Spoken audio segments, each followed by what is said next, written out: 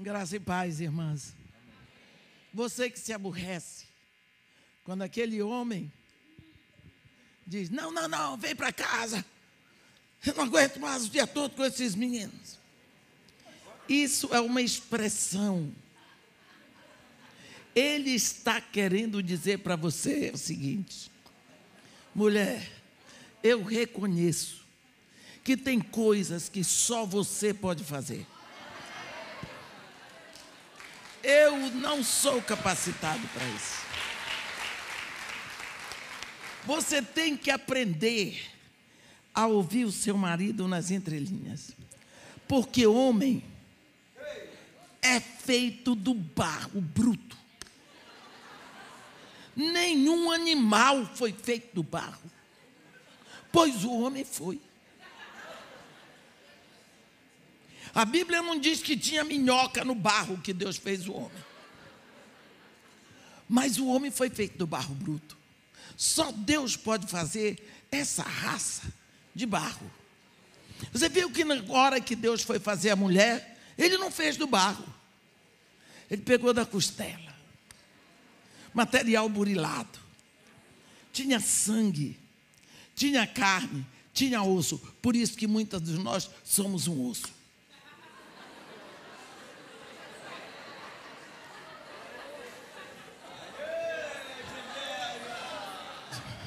Se eu não disser isso, pastor não me chama mais aqui.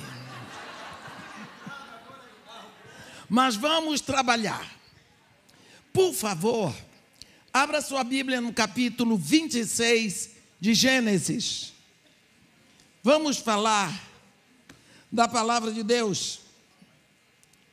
A partir do versículo 12. Gênesis 16, versículo 12 está escrito. Gênesis 26. 26. Vocês viram que está começando a bateria.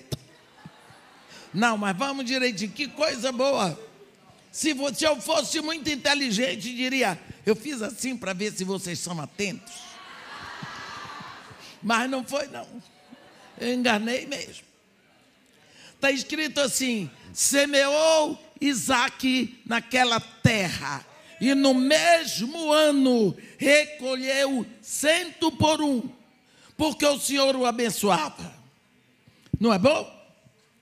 Possuía ovelhas e bois, e grande número de servos, de maneira que os filisteus lhe tinham inveja, e por isso, só por isso, lhe entulharam todos os poços que os servos de seu pai Abraão haviam cavado nos dias de Abraão, enchendo-os de terra.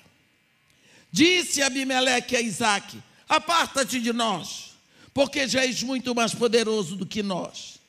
Então Isaque saiu dali e se acampou no vale de Gerar, onde habitou, e tornou a abrir os poços que se cavaram nos dias de Abraão, seu pai, porque os filisteus os haviam entulhado depois da morte de Abraão. E lhes deu os mesmos nomes que já seu pai havia posto. Cavaram os servos de Isaque no vale e acharam um poço de água nascente. Mas os pastores de Gerar contenderam com os pastores de Isaque, dizendo: essa água é nossa. Por isso chamou o poço de Ezeque, porque contenderam com eles. Então cavaram outro poço, e também por causa desse contenderam. Por isso recebeu o nome de Sitna.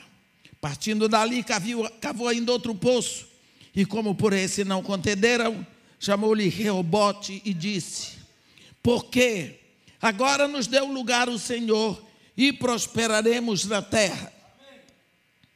Dali subiu para Berseba. Na mesma noite lhe apareceu o Senhor e disse: eu sou o Deus de Abraão, teu pai. Não temas, porque eu estou contigo. Abençoar-te-ei e multiplicarei a tua descendência por amor de Abraão, meu servo. Então levantou ali um altar e, tendo invocado o nome do Senhor, armou a sua tenda E os servos de Isaque abriram ali outro poço. Amém. Situação difícil. Não havia como prosperar na sua terra. Isaque seguiu a direção do pai dele.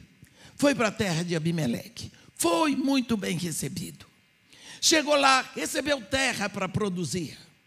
E a Bíblia diz: semeou Isaque naquela terra e no mesmo ano recolheu 100 por um, porque o Senhor o abençoava. Como que ele semeou? Antes ele teve que preparar a terra. Antes ele teve que tirar os abrolhos. Antes ele teve que tirar pedras. Antes ele teve que trabalhar muito. Mas quando semeou, a Bíblia diz que no mesmo ano recolheu 100 por um. Que investimento espetacular. Mas a Bíblia diz que ele não recolheu 100 por um porque ele era um bom agricultor, porque o Senhor o abençoava. Possuía ovelhas e bois, grande número de servos, e por isso, consequência natural, inveja. Nem se preocupe, só tem um jeito de você estar livre da inveja: é ter sido abortado. Nem foi nascido, nasceu, vai ter gente com inveja de você. Se você engordou, magro tem inveja. Se emagreceu, gordo tem inveja. A inveja não é santa, mas é bíblica. Inveja. Não quiseram, nem podiam ver o homem. A inveja é um gigante assim. Você se lembra? Caim não podia mais ver Abel, matou para não ver mais. Os irmãos de José já não podiam olhar na cara dele, porque tinham inveja. A Bíblia diz que Pilatos sabia que por inveja os judeus entregaram Jesus. O que é que ele ia fazer? Abimeleque disse para ele: aparta-te de nós, porque já és muito mais poderoso do que nós. Ele só tinha um jeito de sair dali para o deserto. Ele tinha que chegar na terra dele. Ele podia levar todos os rebanhos e o povo, mas ele não podia levar as plantações. Abimeleque não foi legal. Mas ele foi. Ele pensou: o grande problema do deserto é água. Como que eu vou saciar a sede desse povo? Tinha um outro problema. É que ele tinha o seu maior inimigo, era o seu irmão mais velho. Era Ismael. Ismael era um homem do deserto. Ismael liderava caravanas que saqueavam outras caravanas para venderem pessoas no mercado escravagista. Vocês lembram que foram os ismaelitas que compraram José para vender no mercado escravagista do Cairo? Então, ele tinha que enfrentar o problema da água e tinha o perigo de encontrar os ismaelitas. Mas ele desceu, ele não tinha outro jeito. Ele pensou: eu vou fazer a trilha que meu pai fez. Porque quando meu pai veio para cá uma vez, ele veio cavando poços e encontrou água no deserto. Se o papai um dia encontrou, eu vou encontrar também. Nunca se esqueça. Na hora do aperto, o seu filho lembra como é que você agiu. Ele procura ver como que você fazia. Até hoje você está disciplinando seus filhos do jeito que sua mãe fazia. Mamãe fazia assim e deu certo. Não é assim? Você procura o exemplo que já existe.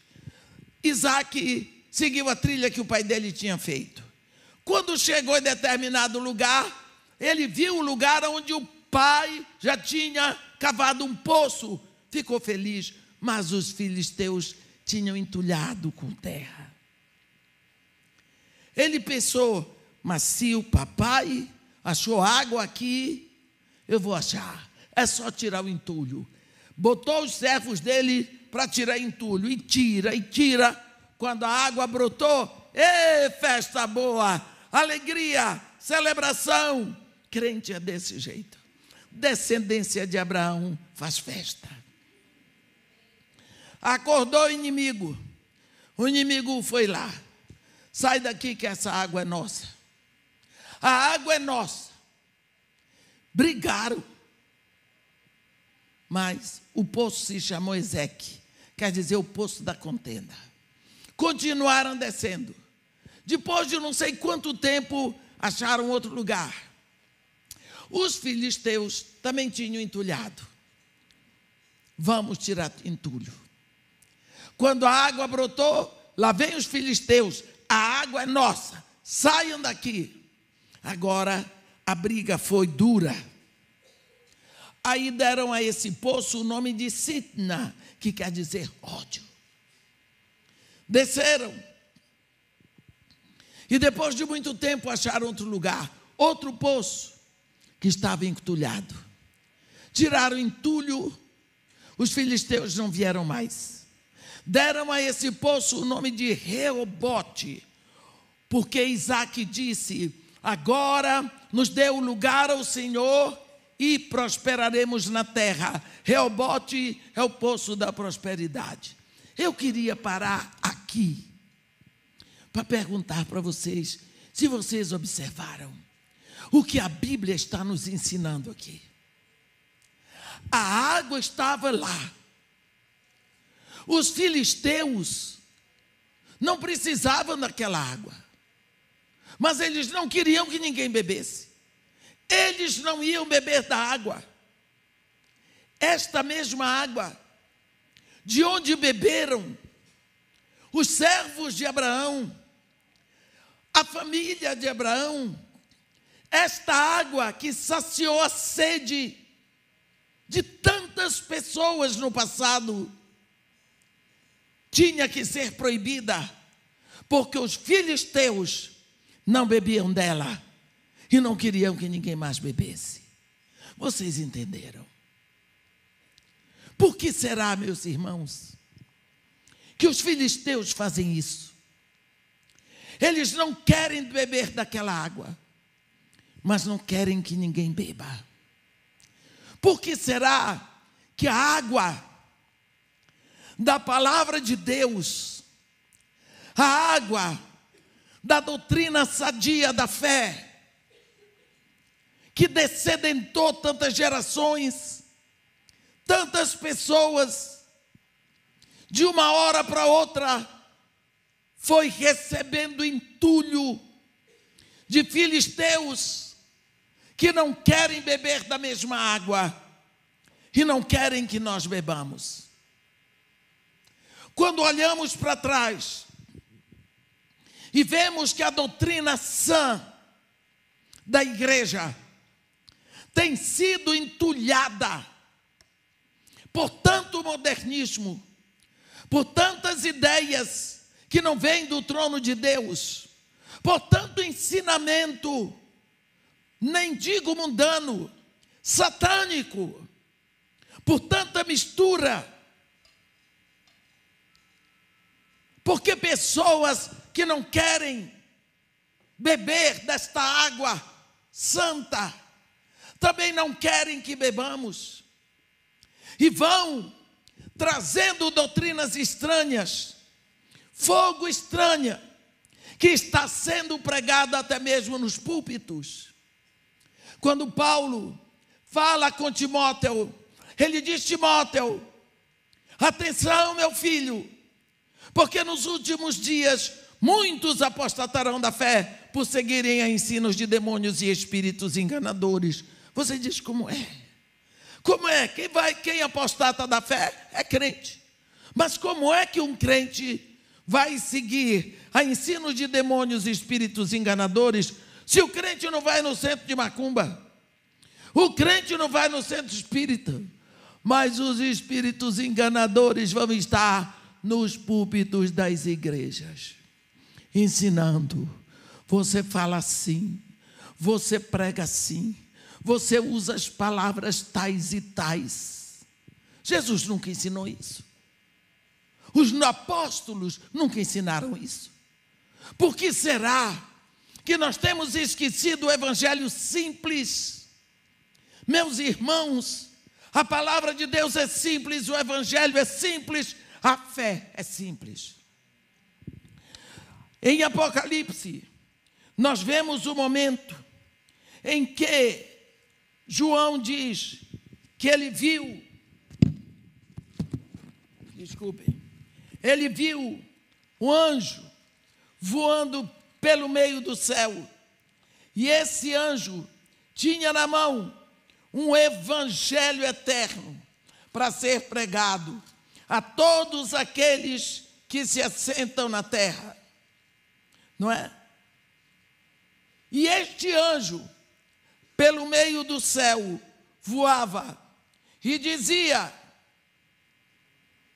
temei a Deus e dá-lhe a glória, porque é chegado o tempo do seu juízo. Adorai aquele que criou o céu, a terra, o mar e as fontes das águas.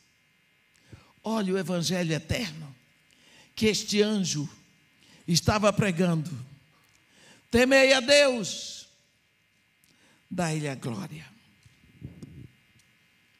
Adorai aquele que criou os céus, a terra, o mar e a fonte das águas.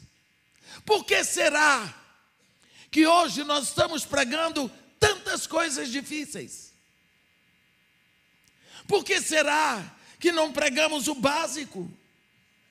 Quando Jó estava sofrendo,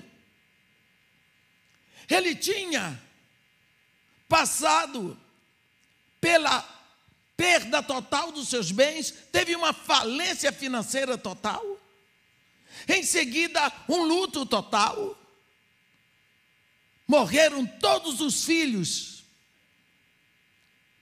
Terceiro, ele é acumulado de tumores malignos da planta dos pés à raiz do cabelo.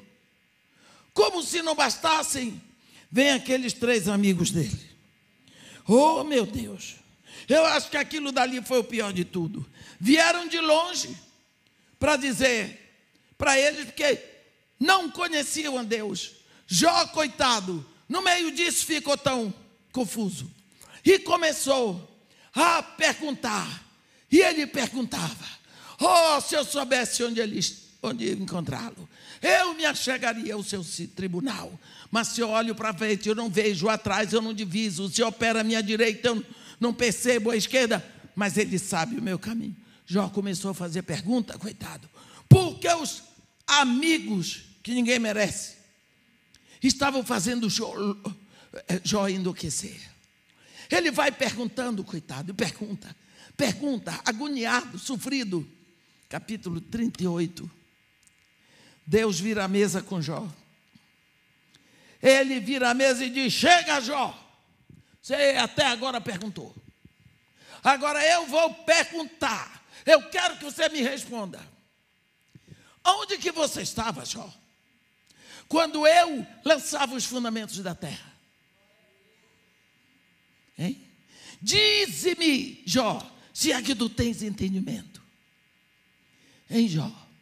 Quando as estrelas da alva alegremente cantavam e rejubilavam todos os filhos de Deus. Hein, Jó? Responde. Você viu a formiga? Você viu o crocodilo? Você viu? Deus leva Jó a pensar nas coisas que estão aqui, que foram criadas. Ele diz para Jó: acaso a chuva tem pai? Jó, você já viu o avestruz desengonçado, né, Jó? Fui eu que fiz. Você viu, ele é tão desengonçado, mas quando ele corre, o cavaleiro fica envergonhado. Deus leva Jó a contemplar as coisas que ele criou. E Jó, de uma vez, começa a ver que Deus que criou aquela flor tão pequena, aquela folha tão grande, o Deus que tira de uma semente de mostarda uma árvore tão grande, o Deus que faz o passarinho voar. Ele diz: como eu estava louco. Eu te conhecia de te ouvir, mas agora os meus olhos te veem. Ele começa a contemplar a grandiosidade, a magnitude de Deus. Por que será que hoje nós não estamos pregando mais as maravilhas de Deus?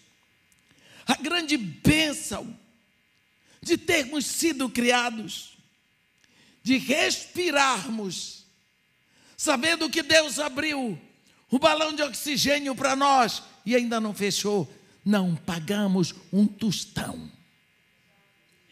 Deixamos de pregar o amor de Deus. Deixamos de anunciar o fato mais tremendo do mundo, qual é? Que Deus se compraz em perdoar.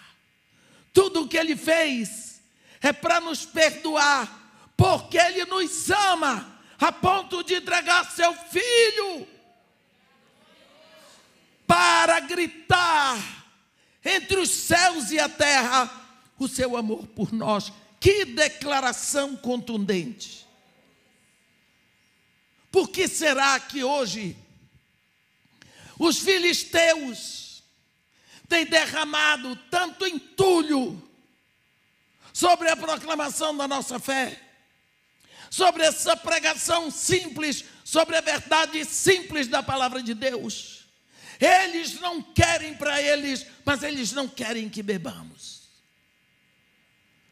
A nossa fé, a nossa pregação tem recebido muito entulho daqueles que não conseguem ouvir, daqueles que não querem para eles, mas eles não querem para nós.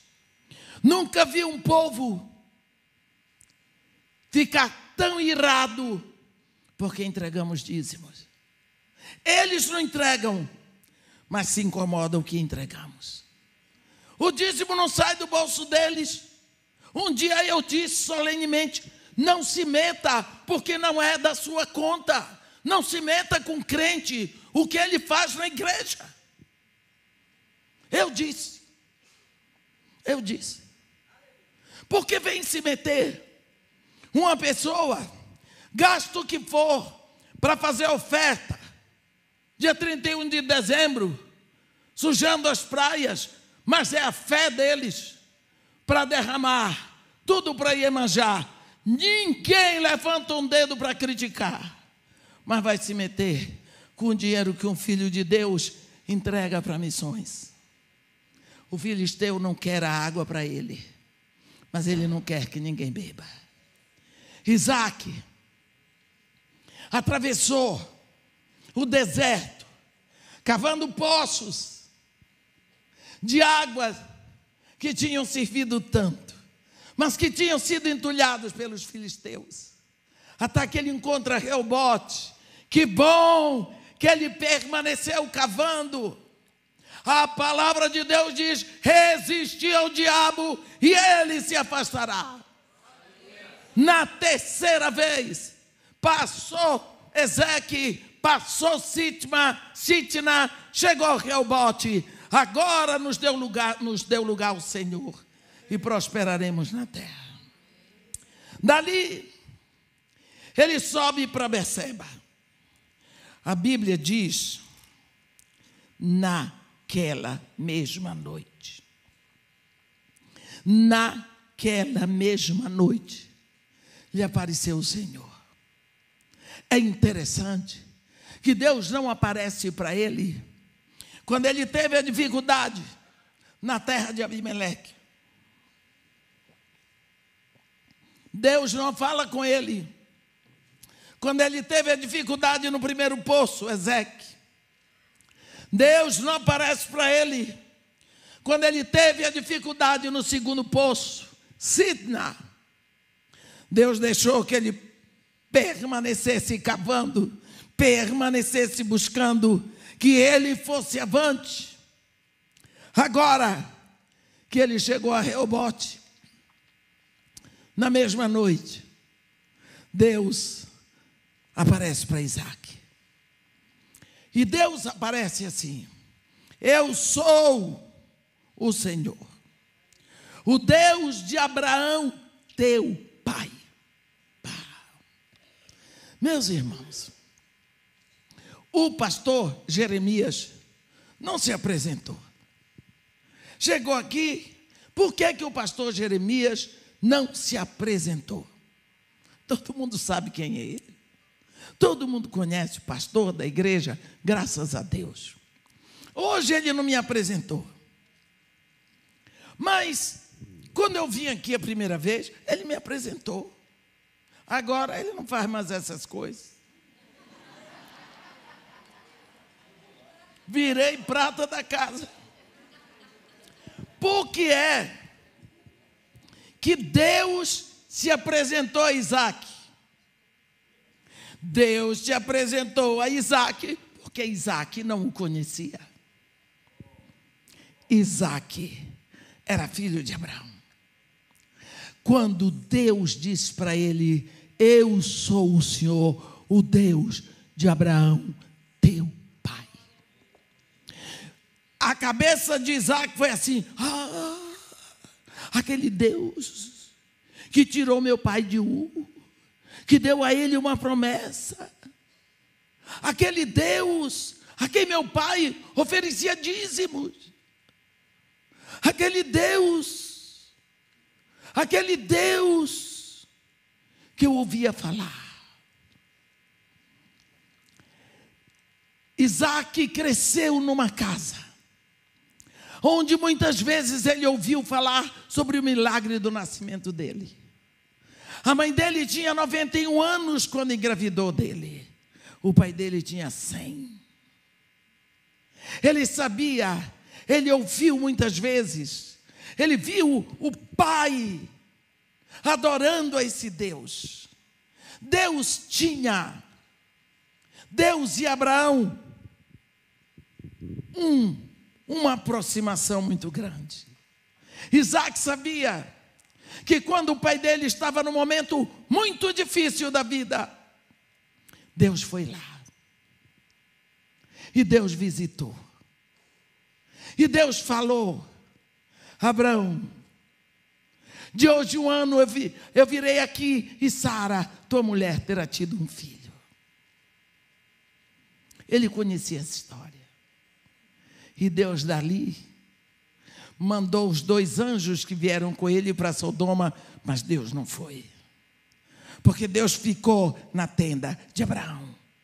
Porque era o seu amigo, porque tinha intimidade com ele. Na casa de Ló ele não tinha. Isaac conhecia tudo. Eu imagino Sara, com 91, 92 anos, amamentando aquele menino. Quantas histórias ela contou, quanto Abraão falou desse Deus. Mas Deus diz para Isaac: eu sou o Senhor, o Deus de Abraão, teu pai. Deus não disse: eu sou o teu Deus. Não. Meus irmãos, é um grande empurrão nascer numa família cristã. Viu? É um grande empurrão nascer numa família evangélica. Mas não é tudo. Deus não tem sobrinho. Deus não tem neto. Deus é pai. Como ele é pai do seu pai, pai da sua mãe, ele quer ser seu pai. É um grande empurrão para Jesus ter nascido numa família evangélica. Mas não é tudo. Deus deixa bem claro para Isaac: eu sou o Senhor, o Deus de Abraão, teu pai. Ele não disse o teu Deus. Mas Deus acalma Isaac e diz para ele: olha, Isaac, não temas. Para Deus dizer não temas, é porque Isaac estava amedrontado. Ele ainda estava no deserto. Os ismaelitas podiam aparecer. O fato dele ter encontrado Reobote não era o final de tudo, ele disse: não temas, porque eu sou contigo. Abençoar-te-ei, multiplicarei a tua descendência por amor de Abraão, meu servo. Não é por amor a ti, não, ó. Está vendo? Eu quero dizer uma coisa para vocês. Eu creio que naquela hora Isaac ficou perplexo, por vários motivos. Primeiro, os bens de Abraão. A Bíblia diz que apesar de Abraão ter dado porção para cada filho, porque ele teve outros filhos, depois de Sara ele teve uma esposa chamada Quetura. Ele teve outros filhos, mas os bens da promessa ficaram para Isaac. Isaac ficou perplexo. O que é que Deus estava dizendo para ele? Isaac, você atravessou o deserto todo incólume com seus rebanhos e seu povo, porque eu estava tomando conta. Você não me viu, você não lembrou de mim, você não se rendeu a mim, ninguém tocou em você, ninguém lhe fez mal, caravana nenhuma chegou perto, porque eu estou tomando conta. Eu quero que você saiba que eu faço isso por amor de meu servo Abraão. Meus irmãos, Abraão já havia morrido, mas o Deus a quem ele serviu não morreu. Abraão já havia morrido, mas o Deus a quem ele orou pelo filho dele não morreu. E agora, quando esse filho está no perigo, no deserto, esse Deus vem e diz para Isaac: é por causa do teu pai, é por causa de Abraão, meu servo.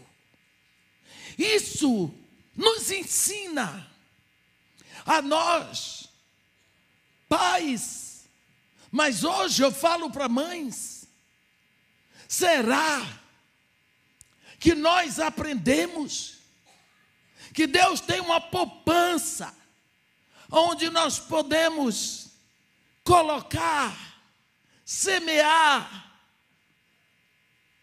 Quantas vezes esquecemos que nós devemos depositar oração na poupança? Quantas vezes você tem colocado na poupança de Deus para quando você não estiver mais aqui? Nós, logicamente, nos preocupamos com o futuro dos nossos filhos. Queremos que eles estudem, lógico. Queremos que eles tenham boa saúde física, lógico. Queremos que sejam servos de Deus, lógico. Mas quanto nós temos depositado na poupança para quando nós estivermos mais aqui? Abraão já tinha morrido, mas Deus veio a Isaac dizendo: é por causa de Abraão, meu servo, enquanto ele viveu, ele me serviu. E Deus não fica devendo nada a ninguém. Abraão, meu servo. Servo. Às vezes nós confundimos que serviço na Bíblia é adoração. Por isso, nós temos em português a palavra culto, mas quando você olha em inglês é worship, service, serviço de adoração. Em francês é serviço. No alemão é serviço.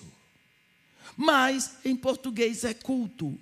Quando a Bíblia diz a Faraó que deixe o povo sair para me servir, é para me adorar. Serviço é adoração. Quantas vezes o grande problema de Deus com Faraó foi que Faraó proibiu o povo de adorar. O grande problema que a Rússia vai enfrentar é porque deixou por 100 anos proibida a adoração. Deus tem um caso com a Rússia, porque proibiu a adoração. E Deus disse: deixa comigo. Matou todo mundo no Mar Vermelho, e lá do outro lado o povo de Israel adorou.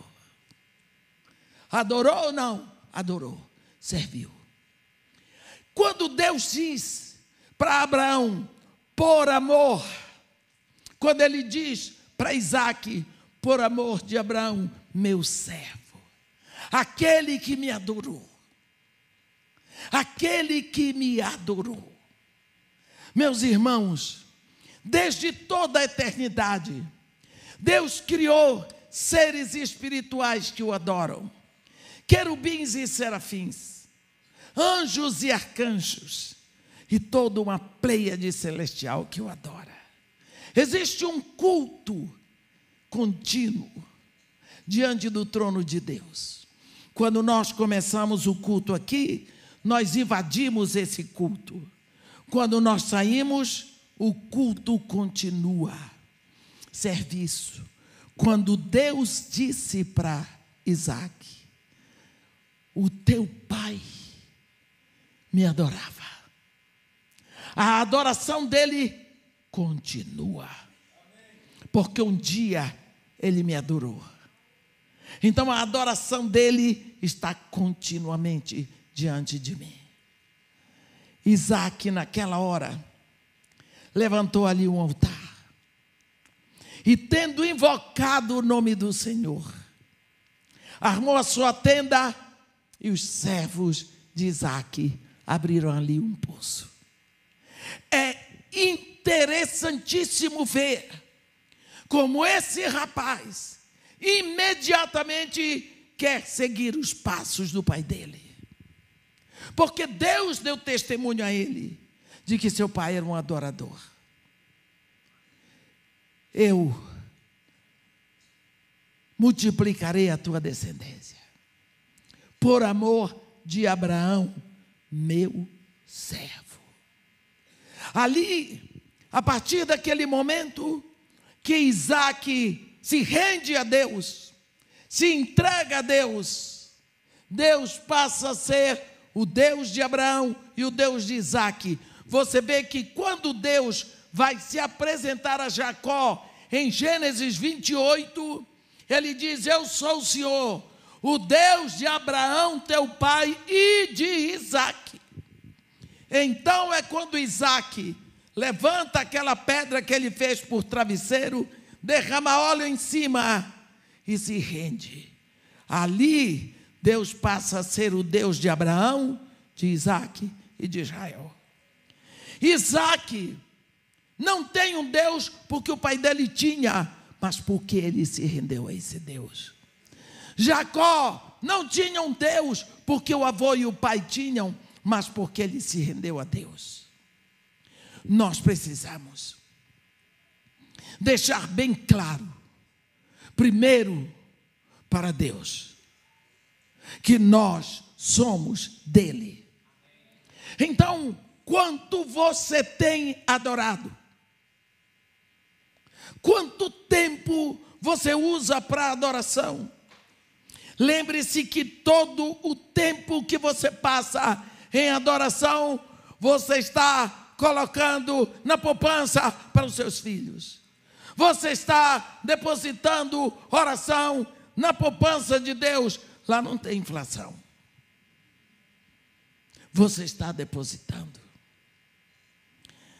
O papai não me viu pregar a palavra, mas ele orou. O papai orou. O papai orou. Quando eu tinha 3 anos para 4, que eu ia morrer de uma doença dos rins, tanto que eu só tenho um rim. A minha madrasta perguntou para ele: o que vai ser dessa criança? Ele disse: se não morrer, vai ser profeta.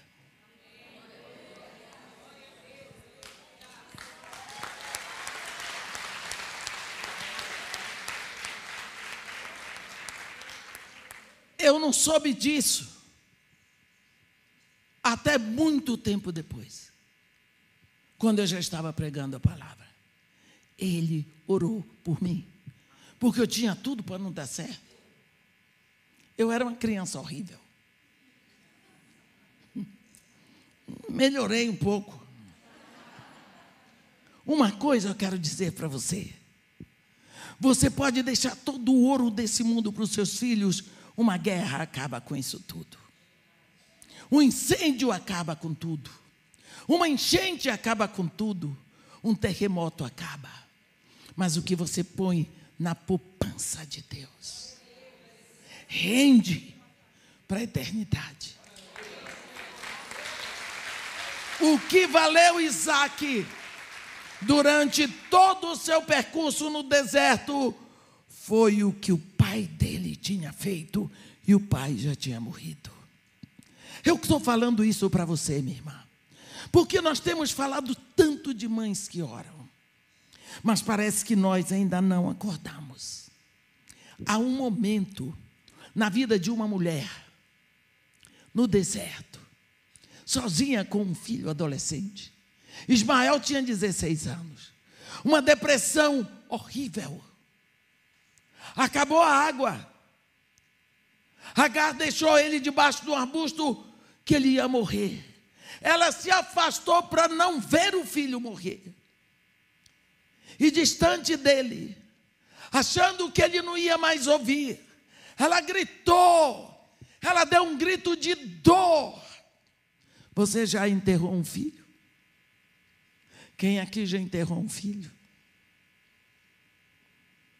Eu vou dizer para você, eu não desejo isso para o meu pior inimigo. Dói. É melhor não ter do que ter para ver enterrado. Não é normal que uma mãe enterre o seu próprio filho. É horrível. Aquela mulher gritou. O grito que eu tive vontade de gritar quando deixei o corpo da minha filha no cemitério. Depois eu tive vontade de dar o mesmo grito no dia que deixei o corpo de Kay, da minha outra filha, missionária, no mesmo cemitério. Eu imagino o grito de Agar. A Bíblia diz que ela levantou a voz e gritou. É um grito no deserto, na solidão, sozinha. Tudo o que ela tinha na vida era aquele filho. Uma escrava. Não presta para ninguém. Imagina o susto que ela teve quando ela ouviu a voz: que tens, Agar? Não temas, porque Deus ouviu a voz do teu filho de onde ele está. Você diz: o que é isso? A mãe grita e Deus ouve a voz do filho. Pense o que é um filho. Pense o que é um filho. Deus botou no seu ventre, quando estava fabricando você, aquele berço. Seu marido vem ali e deposita aquela semente. Deus diz: agora chega. Sou eu e ela. Deus vai pegando o seu material e vai tecendo, junto com aquele material que o seu marido, aquela semente, botou ali, um corpo para uma vida que ele está trazendo lá de cima. E ele vai tecendo. E ele vai enriquecendo. E Deus vai sonhando com aquilo. E ele vai formando. E colocando atributos. E aquela pessoa que nasce, ele nasce com atributos que Deus botou. Ele nasce com o gênio do Pai. E o seu material, seu oxigênio, seu cálcio. A criança traz tudo, você que se vire para repor. Quando ele sai do seu ventre, a enfermeira, a parteira, bota aqui em cima de você os seus seios que nunca prestaram para nada, até aquela hora, não serviram para nada, porque seio tem um objetivo, amamentar. Quando a criança nasce, eles começam a pulsar, eles esquentam, eles endurecem, eles empedram. O que é isso? Eu queria compor um samba. O grito do seio, ele está gritando: ei, nós estamos aqui, nós somos duas mamadeiras prontinhas, na temperatura certa, para o seu bebê, alimento balanceado.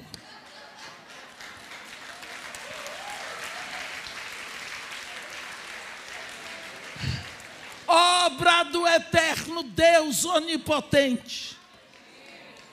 Não vai faltar. Pega o filho, traz aqui ao seu seio. Quem foi que ensinou aquela criança? Ele vai assim, ó, até quando ele encontra um mamilo. E quando ele encontra um mamilo, você diz glória a Deus que ele não tem dente, porque se tem, ele sabe sugar.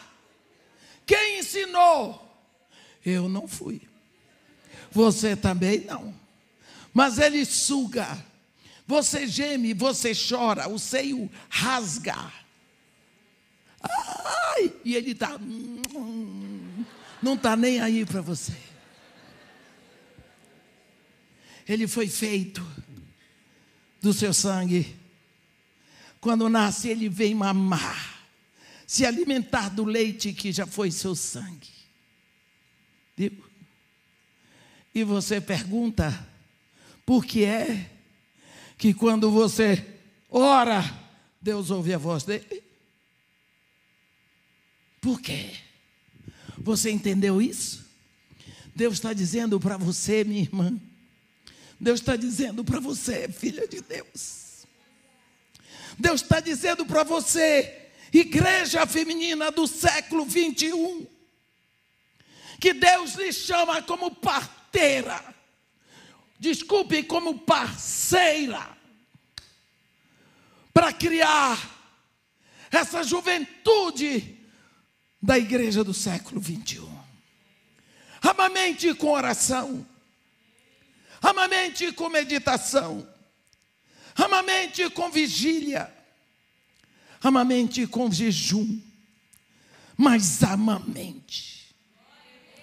Os seus filhos, e os filhos dos seus filhos, e os filhos dos seus vizinhos, e os filhos de quem está na sua igreja e fora da sua igreja.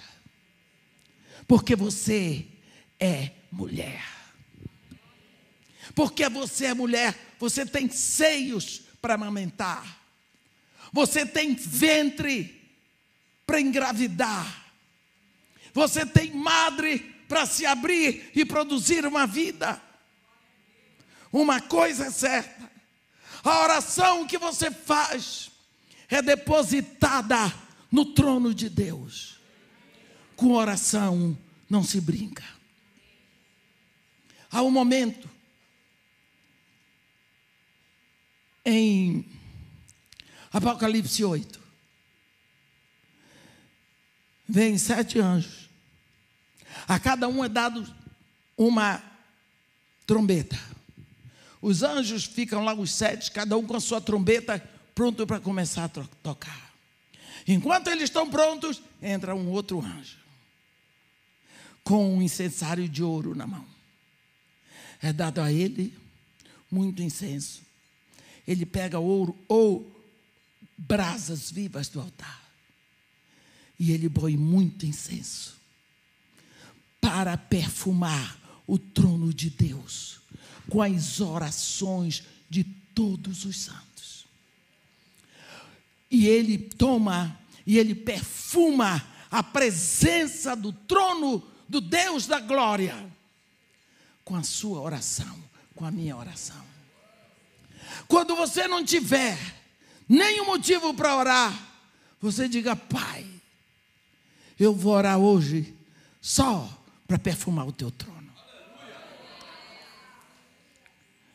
Ímpio ora, ora. Oração de ímpio sobe, sobe. Sobe para testemunho. Por que não vai em nome de Jesus? A oração que perfuma o trono de Deus é aquela que sobe em nome de Jesus. É a oração do crente. Lembra no capítulo 10, você lembra de Cornélio? Cornélio orava, a Bíblia diz que de contínuo orava e dava esmolas. Cornélio estava assim, na porta de Deus o dia todo, porque ele orava de contínuo, mas a oração dele não perfumava o trono de Deus, porque não ia via Jesus. Bateu tanto, que um dia Deus disse para o anjo: vai lá, eu vou resolver o problema de Cornélio. Cornélio, manda buscar Pedro, nós sabemos o que aconteceu. O anjo não pregou Jesus para Cornélio, porque anjo não prega evangelho. O evangelho foi dado a nós, para pregar, para pregar. Vai, Deus deu o endereço onde estava Pedro, Pedro foi lá, Pedro começou a pregar Jesus, lá no versículo 44, o Espírito Santo disse: chega, Pedro, está falando demais. O Espírito Santo não deixou Pedro dizer amém. Foi se derramando sobre o povo. Cornélio tinha enchido a sala, família toda, amigos, todo mundo ficou cheio do Espírito Santo. Agora, a oração de Cornélio não ficava batendo a porta, ela subia para perfumar o trono de Deus. Por quê? Porque agora ia via Jesus. Não é? Nós precisamos saber que a oração é feita a Deus. Deus ouve toda a oração. Minha irmã, o que custa você ter um estilo de vida que você pega o arroz para lavar? Oh Senhor Deus, meu Pai, que coisa boa que o Senhor criou. O arroz, quantas pessoas trabalharam para que esse arroz chegue na minha mesa? Não deixa faltar o arroz na mesa dos meus irmãos. Supre de alimento a casa dos meus filhos. Dá a tua bênção sobre os meus filhos, onde eles estiverem neste momento. Converte o coração deles, Senhor, para a glória do teu nome. Faz que a vida dos meus filhos seja um canto de louvor a ti. Amém. Quando você está fazendo arroz, Pai querido, que cheiro bom tem esse arroz. Estende a tua mão, Senhor, sobre a nossa igreja. Santifica-nos, Senhor. Fortalece a nossa liderança. Abre os nossos corações para te servir, Senhor. Nós queremos te amar cada vez mais. Vai para a máquina de lavar. Ó Senhor, louvado seja o teu nome, porque tu és Deus. Eu vou dizer uma coisa para você. Fala com Deus o dia todo. Sorri para Ele. Fala com Deus sobre os seus filhos, sobre os seus netos, sobre o seu futuro. Procura agradar a Deus, porque é Deus que se agrada disso. É Deus que deseja isso. Para que Deus tenha isso, Ele entregou seu filho na cruz. Porque Ele nos quer de volta. Isaque, eu sou o Deus de Abraão, teu pai. Não temas, porque eu sou contigo. Eu te abençoarei. Multiplicarei a tua descendência. Isaque, ninguém vai matar teus filhos. Mas eu vou fazer isso por amor de Abraão, meu servo. Será que Deus vai poder dizer isso para os seus filhos? Quando eles se desviarem, quando eles se esquecerem de Deus, será que eles vão ouvir atrás deles essa voz dizendo: Sua mãe foi minha serva. Seu pai foi meu servo. Por isso eu estou cuidando de você. Quem será que orará pelo seu filho? Se você não ora pelo seu filho, quem é que está orando? Isaac se tornou um servo de Deus, porque quem testemunhou de Abraão foi o próprio Deus. Eu cuido de ti, por amor de Abraão, meu servo.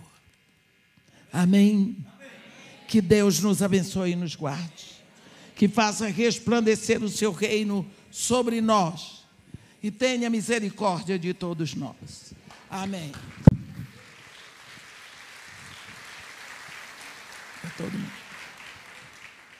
Senhor Deus, nosso Pai, aqui nós estamos, nós queremos lhe agradecer, porque o Senhor, na sua infinita misericórdia e bondade, o Senhor criou o homem, mas o Senhor criou a mulher.